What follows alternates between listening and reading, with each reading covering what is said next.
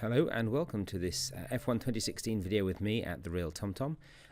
As you can see, it is the F1 race of Belgium, the Spa Grand Prix, and you can see there I have qualified in 4th, which if you've watched any of these previous videos you'll know wasn't me. Basically what happened is the race started, or as the qualifying started, I got kicked out, and then the computer took over, did the qualifying for me and got me to 4th, which I was very impressed with. I get a pretty good start there as lights go out, and I'm straight up there with AJ, and now I'm being very cautious of having never started this high up the grid, to knowing that I brake earlier for these corners than other people, not wanting to go into the back of someone at the front, and knowing here that Eau Rouge is not my favourite corner. I almost wipe out straight away, as someone else, as you see there on the right, did. They did take themselves out. I literally dropped down to I think about second to last place, so 8th of 9th. So from a good start to a very bad execution of that start, but currently 8 of 9. So kind of however this goes, I'm going to get points today, which is nice, but it's also a slightly less of a sense of achievement when you do race well. So the bit that I missed in the sort of the setup and choosing the race strategy was the fact that it starts dry and it is going to turn into a wet race. However, for qualifying it did automatically put me on the default strategy, so I am on very generic sort of setup profile, so no kind of hard fast speed corner setups, or no grip, so it should be reasonably appropriate for the conditions. So this is the first lap of the Grand Prix. I start badly, and again, if you don't know sort of the Belgian Grand Prix, it's quite a long lap anyway. It's quite a long circuit. I was lucky enough to go with a friend to watch the Belgian Grand Prix back in 2013, and while one of the support races was qualifying in the lower categories, it took us the time to go from the bottom of Eau Rouge to the top to walk up it, for them to have done sort of 15 laps or something ridiculous. It really is immensely quick how fast these cars go, and it's amazing how far it is to walk. So yeah, it's an amazing circuit, but you don't see the whole track from wherever you sit. You definitely see just a section of that track. Like here, you know that is a very steep hill, and they're doing this at sort of 150, 200 miles an hour. Again, if you're into Formula 1, which I'm sure if you're watching this video you probably are, Mark Webber's overtake a couple of years back up Eau Rouge is just mind-numbingly scary, and it shows you the true racecraft of the really good drivers. So on to lap 2 now, and so far I'm doing reasonably well. I've got quite a bit of wear on the tyres, but that's probably because I qualified on them. Wasn't able to choose the tyre, and it's already got some of that pre-worn sort of rubber on there. So something I'm not used to, essentially, with normally how the races go, but I've already got a fair bit of wear on my super soft tyres. Behind me you'll see Fernando with soft, and I'm not sure, you can see him now just coming around the corner on the mini-map, so he is a couple of seconds behind me, but he is again a much faster driver normally than I, and I believe he had a bit of an accident to start with. And I'm not sure whether he had to pit or not. So, going around this this part of the circuit, you've dropped down into the forest of the Ardennes forest, and again, it's the sound down this part of the track is phenomenal. You can't really see it actually. It's kind of hidden by the bank that you see on the left-hand side, but it is very, very a phenomenal sound that you hear echoing around. So I'm lucky enough here that the safety car comes out, and what I'm then able to do is go to another tyre. However, from where I set the car up last time, with the assists and all the rest of it, I'd set for pit lane assistance. So I have now got a stop-go penalty, or a drive-through penalty, because I didn't slow down quick enough. I didn't realise that it wasn't going to just automatically take me through. So sped up a little bit right the way through here now to joining the back of the safety car pack in P5 because I was able to pit and get some new tyres on. I'm able to be ahead of some people who put it after me. So I was quite lucky to get up to sort of fifth place here. It was a good pit stop. Now you'll notice I've set the next tyre to intermediate, and the reason for that is there's talk of rain. So I basically have queued it up ready for when I need to make my next pit stop. I do still, however, need to make the drive-through within the next 2 laps. And this is one of those bits where I can't see, and if again in the comments please let me know what you think and if you know of a way of doing this. There is nowhere to say whether you're going to do a pit stop or take the drive-through. That's such a bad corner. Normally you get, if you're doing time trouble, you get your lap invalidated for that line through a rouge. But I took it anyway. Still not quicker than Metrobus and Batesy, who again breezed past me fairly quickly, even before having DRS again. They are just much faster drivers, even as you can see there on the medium tyre. So they've gone for the hardest compound. So here we go, drive-through penalty, serve within the next 2 laps. So I choose to serve my drive-through penalty as quickly as possible, get it out of the way, and see if I can make something up later on. The problem comes with driving. I think this may have been the reason. What happens is because I damaged my wing. When I come through here, it's now going to fit me a new wing, but also it's going to fit me onto the intermediate tyres before it starts raining. So into the pits, get the new wing. I've still got that drive-through penalty to serve, and conscious of that race a little while ago where I kept getting pit stops happen, didn't take the drive-through, got knocked out of the pits and got disqualified for not taking my drive-through. I was conscious of trying to get it. Now I have absolutely zero grip. The tyres, you'll probably be aware, if you're on intermediates and it's dry, they burn out very, very quickly. So it really was a case of hoping it rained sooner rather than later, having to take the drive-through and not wanting to have to do a pit stop for a soft or a super soft compound to then come in when it rains for another set of inters or wets, when again I have no control with these, let alone slick tyres in the rain.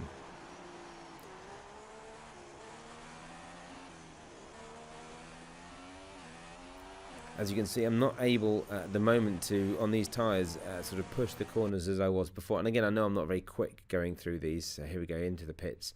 And this time I will take that drive-through, and I was very cautious not to take out my front wing.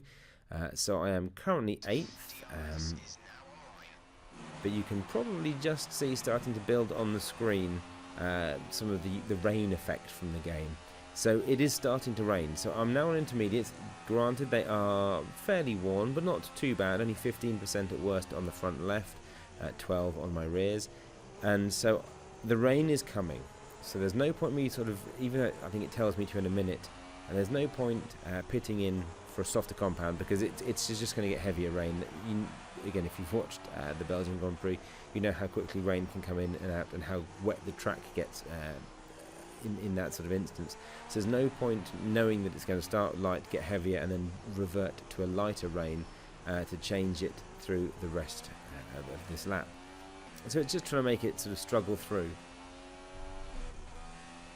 Now, what I don't know is still, even here now with the correct tyres in the rain, I'm still very unsure about why I have no grip in this. I don't know. I've tried different setups. I don't know what I can do. It could just be that I'm terrible in the rain, and if that's it, that's it. But it seems that other people are able to, still drive at a reasonable pace and manage their car and manage their tyres and manage their strategy much better than myself. And again, some people are on steering wheels, but most of the guys doing this, I think, are on sort of just like me on the sticks and triggers and stuff of the PlayStation 4 pad. So please, if you have any experience of producing a good wet weather setup, there are tracks that obviously are going to be wetter than others, Belgium, Britain being two of the most obvious. But it'd be nice to have a setup that I can pull out for the multiplayer race where all the cars are of equal standing, and I know that I will be able to have grip no matter what I do. So you'll see I am now 8th of 8th, so although AJ is there in 9th, he is on softs and is out of the race. So I've done a good few more laps. I'm changing to the wet tyre because it's just getting harder and harder with the rain. 59% at the front on these intermediates on lap 14 of 22. Again, conscious of coming into the pits and not taking out my front wing, and then again consciously being well under the speed limit, which I think slows me down heavily anyway. So in I come for wets. Some of the guys who did this were able to do the whole thing on intermediates, and again that's fantastic if you're able to do that, but I obviously have trouble even with wet tyres. You can see now, probably because they're cold, and obviously in the rain they cool quicker than they do with slick tyres, but I just have no grip. You can see they're braking in a straight line, trying to hold it, and it veers off wildly to the right. And I've got no damage to the car. They're brand new, fresh tyres. Again, probably cold. But I think I'll put another one in a minute where I'm braking down to that corner, and it just doesn't brake in a straight line. It's fighting the car to remain on track. So again, if you're new to this game and you're wanting to take part in a multiplayer championship, I'd recommend it. I think it makes you better. It does, you know, your lap times will improve as you play this game. But at the same point, you're probably going to find you struggle where you never realised you would before in these wet conditions. So here we go. I'm about to get overtaken. Fernando in 6th, braking down to the corner. Reasonably well. I think I did it a lot earlier, lifted earlier, but Fernando again just up the hill there. He overtook me and has lapped me in 6th place, with me being in 7th. So again, I know I'm going to get points. It just is a little unfortunate that other people sort of went out for whatever reason. Again, people crash out. That's not my fault. I do my best. So again, I'm not quite sure why I don't think there's another safety car. But I went, here we go, I've changed for intermediates. It's drying up. I think maybe if I go early, I can possibly be faster in the last few laps of the race. But again, as we all know how this plays out when I race this game, I'm never suddenly quicker because of, especially in the wet, because of the tyres that are going on. People are lapping much faster on the hard compound tyres. With me, on the super softs, which, you know, for a real racing driver there'd be a massive sort of 2-3 seconds a lap difference. For me, I'm still a second or so slower than them. There you go. I break down to that corner, and with inters on, it's just wildly sort of loses grip and traction, and sort of aquaplanes on the water. So luckily I didn't go into the wall and end my race, but at the same point you kind of know you have to be really slow on the corners. You have to be really slow accelerating out of the corners, really slow or really gradual braking into the corners, and just trying to find where your car sits for the racing line. Now again, I am heavily off racing line. The reason being is first place is coming up. I did it a little bit early. I probably should have done it a little later, because what you'll see here is he's now going to come in onto the apex of the corner and I'm essentially right in his way. However, it was out of the way and it wasn't too much of a problem.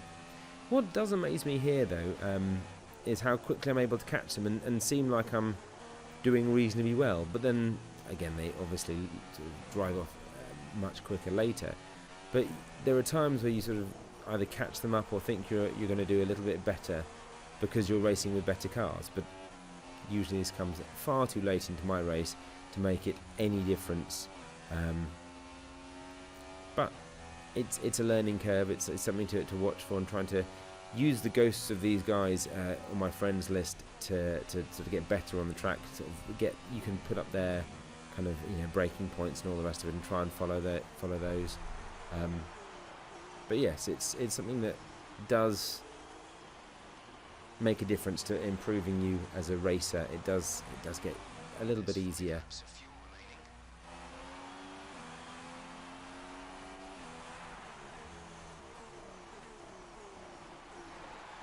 So we're now almost at the end of the race. Because of that wobble, I decided to go right offline and let the other guy through. Oh no, maybe I don't. Maybe it was just a terrible racing line. Slowing down all the way through a rouge there, making sure I do it as slowly as possible, and then even then I still kind of lose it. And again, coming up here, I look back because I can see on the mini-map that he is approaching. Really slowly take it through the corner. But by now, as you'll be able to see on the mini-map, his second place is now right up my rear. He's gaining ground very quickly on me. From what I've talked to the guys about before in the race is don't try and necessarily give way on the corner. Even though you're going to sort of slow someone down, don't really scupper your race because of it. Just when you find a straight bit, do the blue flag, get out the way, and then there you go. You can see Batesy goes through in second place, and I gave him plenty of room to do it and slowed down to allow it. Now, I can't tell you what tyre he's on. I think it's intermediates. But this one here is fairly obvious how quickly I'm able to catch him, even though he's second. And it's here I'm actually sort of doing better. But then in the next bit of the track, he is just faster than I am, and well, the race ends anyway. But it's just there. I'm kind of, I feel like I'm almost able to catch, but then silly mistakes like that mean I slow down, and he's, again, I guess it's that consistency is key with all racing. If you can race smoothly and consistently, you'll get much quicker times, and that's something I'm still trying to work out myself. But that's it. That's essentially the end of the race. Coming up to the bus stop chicane, and I am 2 laps down eventually at the end of this particular Grand Prix, which you know, isn't the worst I've been down. I still need to try and improve. The other side of that is a very, very long track. So there you go. I am plus 2 laps, but in 7th. So we get a few points for McLaren and myself. And there you can see all the different problems people have in the race. There's a terminal damage, quite a lot of exceeding track limits.